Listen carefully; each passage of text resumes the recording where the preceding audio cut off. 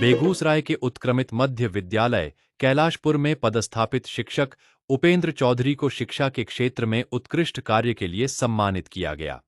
स्वतंत्रता दिवस 2026 के अवसर पर जिला शिक्षा पदाधिकारी मनोज कुमार ने जिलाधिकारी के निर्देश पर उन्हें सम्मान प्रदान किया।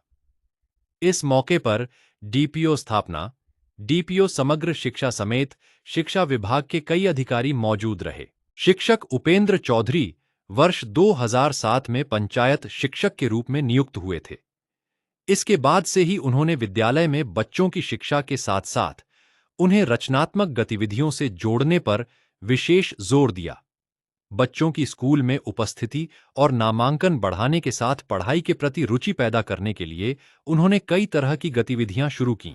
विद्यालय की दीवारों पर बाला पेंटिंग के जरिए शिक्षण को आकर्षक बनाने का प्रयास किया गया, जिसका बच्चों पर सकारात्मक असर देखने को मिला।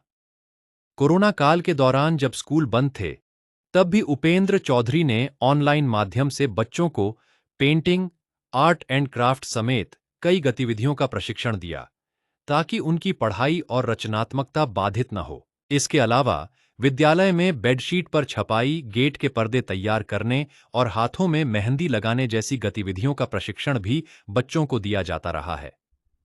शिक्षा विभाग द्वारा आयोजित गणतंत्र दिवस की झांकी में भी उनके विद्यालय ने 2 बार प्रथम स्थान हासिल किया। उपेंद्र चौधरी को इससे पहले भी विभिन्न अवसरों पर सम्मान मिल चुका है।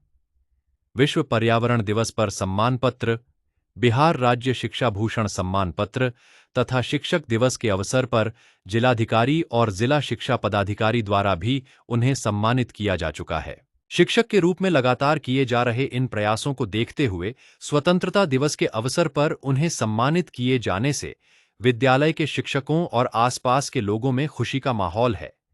यह सम्मान न सिर्फ उपेंद्र चौधरी के प्रयासों का सम्मान है, बल्कि शिक्षा को रचनात्मक और गतिविधि आधारित बनाने की दिशा में किए जा रहे प्रयासों को भी प्रोत्साहन माना जा रहा है।